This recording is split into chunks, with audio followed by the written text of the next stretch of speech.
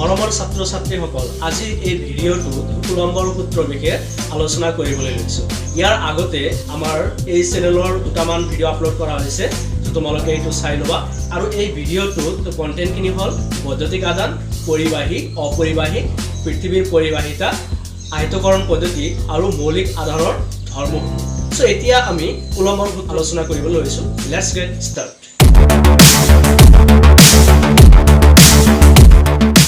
Coulomb এগৰাকী ফ্ৰান্সৰ পদাৰ্থবিদ আছিল।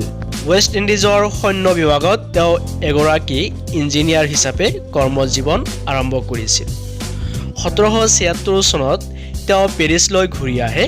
সৰু অঞ্চল এটাত অৱসৰ লৈ তেওঁ বৈজ্ঞানিক গৱেষণাত মনোনিৱেশ কৰে। বলৰ মান জুখিবলৈ তেওঁ এখন পাক তৰ্জু আৱিষ্কাৰ কৰে। এই পাক তৰ্জুটো এবিধ ভেৰি চেনচিটিভ ইনষ্ট্ৰুমেণ্ট আছিল। তেখেতে সৰু আহিত গোলকৰ মাজত থকা আকৰ্ষণী বা বিকৰ্ষণী বল জুখিবলৈ এই তৰ্জুটো ব্যৱহাৰ কৰিছিল। বিজ্ঞানী কুলম্বই 1785 চনত দূৰত্বৰ বৰ্গৰ ব্যস্তানুপাতিক সূত্ৰৰ সম্পৰ্ক উলিয়াবলৈ সক্ষম হৈছিল আৰু এই সূত্ৰটোক এতিয়া কুলম্বৰ সূত্ৰ বুলি জনা যায়। চ' কুলম্বৰ সূত্ৰৰ জনাৰ আগতে আমাৰ ছাৰ আইজাক নিউটনৰ মহাকৰ্ষণৰ সূত্ৰৰ বিষয়ে চমুকৈ জানিব লাগিব। চ' সেইটো আছিলে বিশ্ব ব্ৰহ্মাণ্ডৰ যিকোনো দুটা বস্তুৰ মাজৰ আকৰ্ষণ বল বস্তু দুটাৰ ভৰৰ গুণফলৰ সমানুপাতিক আৰু ইহঁতৰ মাজৰ দূৰত্বৰ বৰ্গৰ ব্যস্তানুপাতিক। চ' গাণিতিক বিশ্লেষণ কৰিবলৈ হ'লে আমি এনেকৈ ক'ব লাগিব। চ' বিশ্ব ব্ৰহ্মাণ্ডৰ যিকোনো দুটা বস্তু, চ' ধৰা হৈছে M1 এটা বস্তু আৰু M2 আন এটা বস্তু। এই বস্তু দুটাৰ মাজৰ দূৰত্ব হ'ল R। চ' এতিয়া যিহেতু কোৱা হৈছে যে বস্তু দুটাৰ মাজৰ সদায় কি হয়, আকৰ্ষণ বলৰ সৃষ্টি হয়। চ' সেই বলটো ভৰ দুটাৰ গুণফলৰ সমানুপাতিক আৰু ইহঁতৰ মাজৰ দূৰত্বৰ বৰ্গৰ ব্যস্তানুপাতিক। চ' এতিয়া এক গত কৰিলে হ'ব F proportional to M1 M2 by R square. proportional ঠাই দিলে F is equal to capital G M1 M2 by R square. চ' এইটো হ'ল বিশ্ব ব্ৰহ্মাণ্ডৰ যিকোনো দুটা বস্তুৰ মাজৰ আকৰ্ষণ বল। চ' এতিয়া কুলম্বৰ সূত্ৰলৈকে আহিছোঁ। চ' এই সূত্ৰ মতে এটা বিন্দুসম আধান আন এটা আধানৰ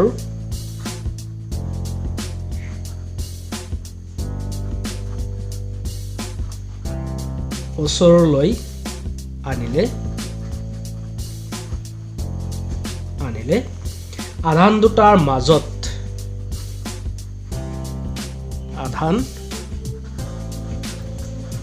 দুটাৰ মাজত এটা বলৰ উদ্ভৱ হয়।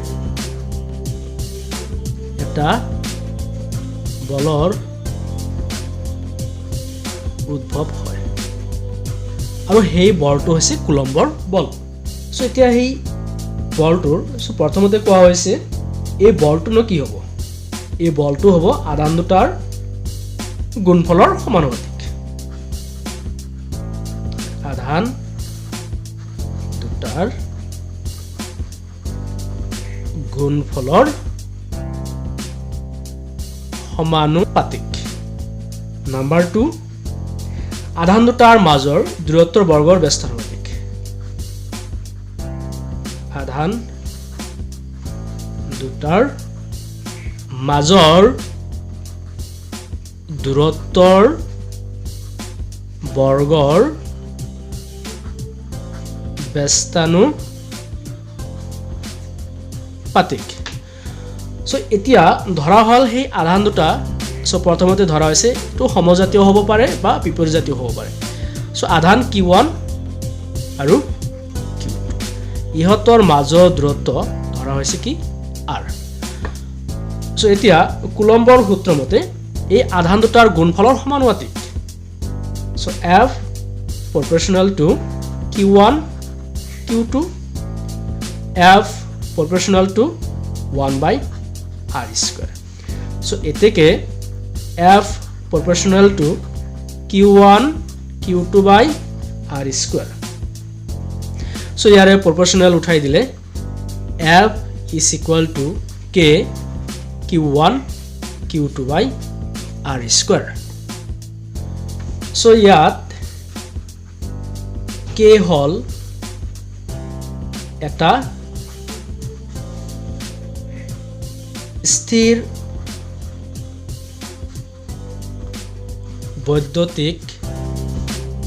ধ্ৰুৱক সো ইয়াতে কেক স্থিৰ কিয় বুলি ধৰা হৈছে যেহেতু এই পাঠটোত আমি ইলেক্ট্ৰষ্টেটিক্স অৰ্থাৎ স্থিতিবিদ্যুৎ হে আলোচনা কৰি আছো সো গতিকে এইটো পাঠৰ ভিতৰত কুলম্বৰ সূত্ৰটো আহি যায় আৰু এই কুলম্বৰ সূত্ৰটো যিকোনো স্থিৰ আধানৰ বাবে সেই কাৰণে এই কে যেটো প্ৰপৰ্চনেল কনস্ট্যান্ট ইয়াক আমি ধৰিছো কে হল এটা স্থিৰ বৈদ্যুতিক ধ্ৰুৱক আৰু এই ধ্ৰুৱকৰ মান k is equal to 1 by 4 pi epsilon naught into epsilon r so ইয়াতে আমি জানিব লাগিব epsilon naught আৰু epsilon r টো কি so ইয়াতে epsilon naught হল শূন্য মাধ্যমত বৈদ্যুতিক প্ৰৱেশতা শূন্য মাধ্যমত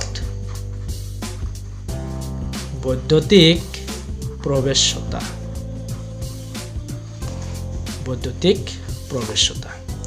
শূন্য মাধ্যমত বৈদ্যুতিক প্ৰৱেশতা আৰু এই এপসিলন নটৰ মান হল 8.85 into 10 power minus 12 coulomb square per newton per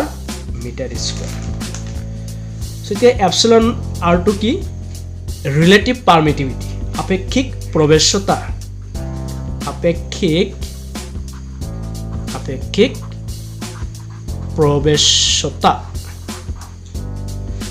so এতিয়া আমি k এৰ মানটো যদি বহুৱাই যাও k is equal to 1 by 4 pi epsilon naught এর মান হল around 8.85 into 10 power minus 12 শূন্য মাধ্যমত কৰা হৈছিল আৰু এই পৰীক্ষাটোৱে যেহেতু আৰু মান হৈছে 1 শূন্য মাধ্যমত আপেক্ষিক প্ৰৱেশতাৰ মান হল কিমান 1 সো গোটেইখিনি হিসাব কৰিলে 9 into 10 power 9 newton metre square per coulomb square গতিকে যিকোনো দুটা আধানৰ মাজৰ বল হ'ব F is equal to 9 into 10 power 9 Q1 Q2 by R square Newton তে আধানৰ একক নো কি তে আধানৰ একক হল কুলম্ব আধানৰ একক হ'ব কুলম্ব সো এতিয়া এক কুলম্ব আধান কাক কয় ইয়াৰ ডেফিনেশন দিবলৈ আমি চেষ্টা কৰিম সো ইয়াতে এক কুলম্ব আধান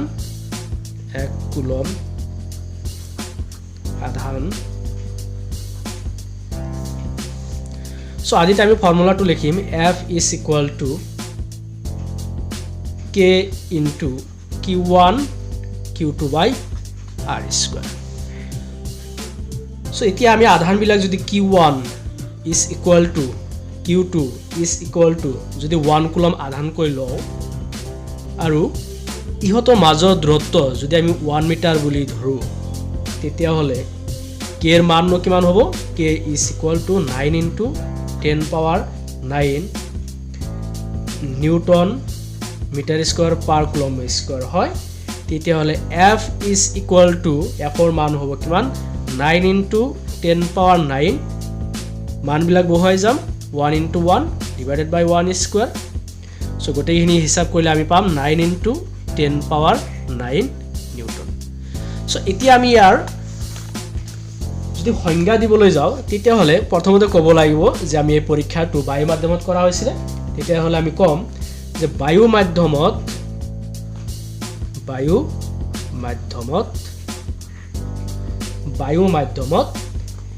1 মিটাৰ ব্যৱধানত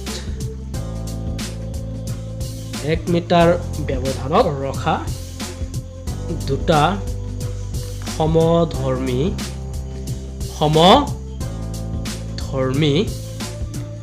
সমমানৰ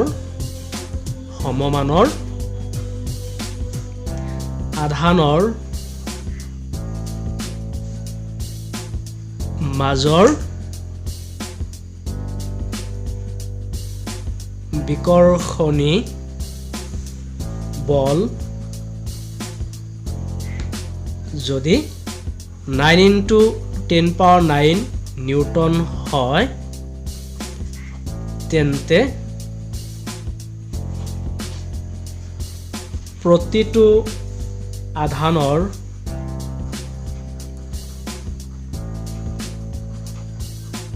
মানেই হ'ব 1 কুলম সো ইয়াক কি বুলি কোৱা হ'ব 1 কুলম ইয়াক 1 কুলম বলে কিন্তু কেতিয়াবা দেখা যায় যে 1 কুলম আধানটো বহুত ডাঙৰ মান গতিকে এই মানটোক আমি সৰু মানত ব্যৱহাৰ কৰিম যেনেদৰে ধৰা হ'ল 1 মিলি coulomb 10⁻³ coulomb micro coulomb 10⁻⁻6 coulomb nano coulomb 10⁻⁹ coulomb so এতিয়া আমি কুলম্বৰ সূত্ৰৰ ভেক্টৰ ৰূপ কেনেকৈ প্ৰকাশ কৰিব পাৰোঁ ইয়াৰ বিষয়ে আলোচনা কৰিবলৈ লৈছোঁ সো নেক্সট টপিক হ'ল কুলম্বৰ সূত্ৰৰ ভেক্টৰ ৰূপ কুলম্বৰ সূত্ৰৰ ভেক্টৰ ৰূপ সো যেহেতু কুলম্বৰ সূত্ৰ মতে কুলম্বৰ যেটো বল এটো হৈছে ভেক্টৰ ৰাশি গতিকে ইয়াৰ নিৰ্দিষ্ট দিক আছে সো এতিয়া আমি ধৰিম সমজাতীয় মানে একে ধৰণৰ আধান আমি লম ইয়াতে লোৱা হৈছে q1 কুলম্বৰ আধান সো ইয়াত আৰু এটা আধান লোৱা হৈছে q2 ইয়াৰ মাজৰ দূৰত্ব হ'ল r সো এতিয়া আমাৰ যেহেতু আধান দুটাই ধনাত্মক গতিকে এটা আধান আনটো আধানক কি কৰিব বিকৰ্ষণ কৰিব এইটো আধান ইয়াক বিকৰ্ষণ কৰিব আকৌ এইটো আধানে ইয়াক বিকৰ্ষণ কৰিব সো তাৰ মানে q1 আধানে q2 আধানক মানে ঠেলি পঠিয়াব তাৰ মানে ইয়াৰ ডাইৰেকশনটো সফল হ'ব তাৰ মানে এই বলটো কাৰ ওপৰত প্ৰয়োগ হৈছে এই 2 নং পইণ্টৰ ওপৰত তাৰ মানে f2 বল কাৰ বাবে প্ৰয়োগ হৈছে 1 ৰ বাবে সো ভেক্টৰ পথ হৈ গল একেদৰে q2 আধানে q1 আধানৰ ওপৰত বল প্ৰয়োগ কৰিব সো গতিকে q1 ৰ ওপৰত প্ৰয়োগ হোৱা বল কাৰ বাবে q2 ৰ বাবে সো এতিয়া আমি ইয়াৰ বিষয় লিখিম সো ধৰা হ'ল সমজাতীয়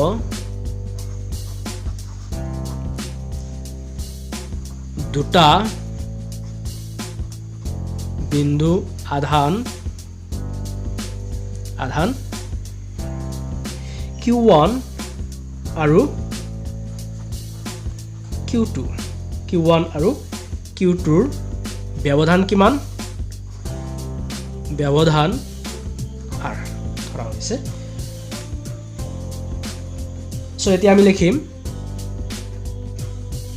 q2 আধানৰ ওপৰত q1 আধানে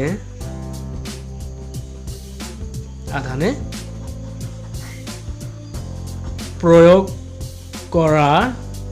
বল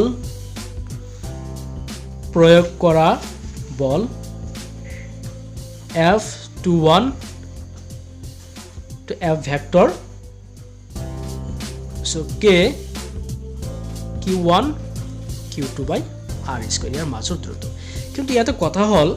সো f21 হৈছে কি ভেক্টৰ ৰাশি f2 হৈছে ভেক্টৰ ৰাশিত লিখিছো ভেক্টৰ ফৰ্মত লিখিছো কিন্তু ইয়াতে k হ'ল scalar q1 q2 r square গোটেইখিনি স্কেলাৰ সো গতিয়ে স্কেলাৰৰ লগত যদি এটা ভেক্টৰ ৰাশি পূৰণ কৰি দিও তেতিয়া হলে কি গোটেইখিনি ভেক্টৰ হৈ যাব তেতিয়া আমি ডট প্ৰডাক্ট ইয়াতে লিখিম কি r12 ক্যাপ তাৰ মানে 1 নং বিন্দুৰ পৰা 2 নং বিন্দুলৈ বলটো গৈছে মানে সো গতিকে 1 to 2 একক ভেক্টৰ আৰু এই একক ভেক্টৰক আমি কেনেকৈ লিখো ইয়াক ইকুৱেশ্যন নম্বৰ 1 বুলি ধৰিছো সো r12 একক ভেক্টৰ ইয়াক আমি লিখো r12 ভেক্টৰ ৰাখি ডিভাইডেড বাই r ভেক্টৰ mod তাৰ মানে r ৰ মান এটো সো এতিয়া একেদৰে q1 আধানৰ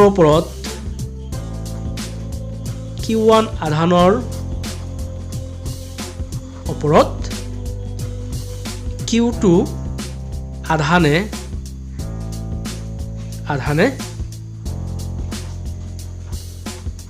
প্ৰয়োগ কৰা বল হ'ব F12 vector is equal to k q1 q2 by r square r21 equation number 2 so jot ki r21 cap is equal to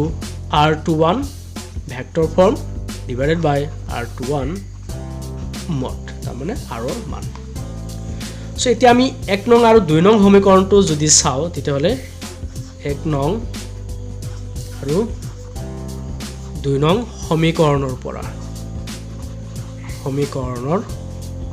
আমি কি পাম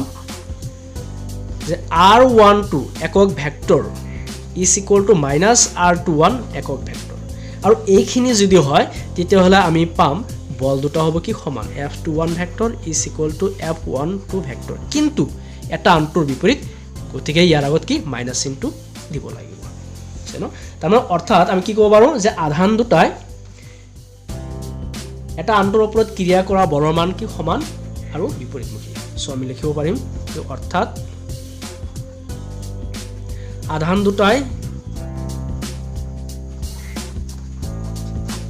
দুটাই এটাই আনটোৰ ওপৰত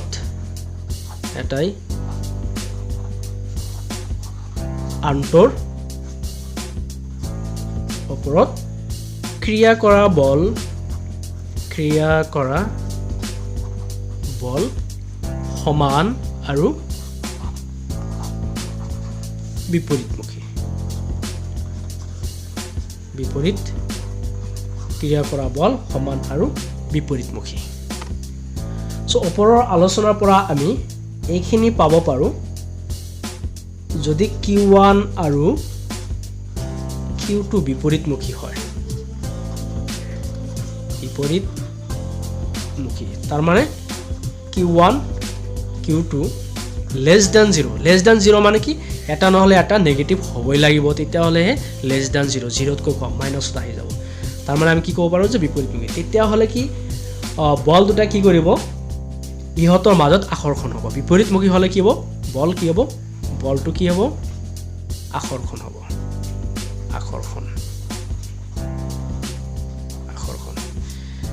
দ্বিতীয় নম্বৰটো যদি আমি চাও একে জাতীয় সো q1 আৰু q2 একে ধৰ্মী হলে সো একে ধৰ্মী ইয়াৰ অৰ্থ হৈছে যে q1 q2 দুটাই ধনাত্মক নহলে q1 q2 দুটাই ঋণাত্মক তেতিয়া হলে কি হ'ব so q1 q2 greater than 0 so positive পূৰণ কৰিলে পজিটিভ পাম আকৌ নেগেটিভ পূৰণ কৰিলে পজিটিভ পাম সো সেই কাৰণে লিখা হৈছে যে q1 q2 greater than 0 so এইটো ক্ষেত্ৰত যদি হয় তেতিয়া হলে আধান দুটা একে জাতীয় হল আৰু বলটো হ'ব কি বিকৰ্ষণী বল ইহতৰ মাজত কি হ'ব বিকৰ্ষণ হ'ব ছাত্ৰ-ছাত্ৰীসকল ইয়াৰ পিছৰ ভিডিঅ'টোত কেইটামান গুৰুত্বপূৰ্ণ প্ৰশ্ন আলোচনা কৰিম আমাৰ চেনেলৰ নতুন ভিডিঅ'সমূহ পাই থাকিবলৈ লাইক শেয়াৰ আৰু সাবস্ক্ৰাইব কৰিবলৈ নাপাহৰিব ভিডিঅ'টো চোৱাৰ বাবে ধন্যবাদ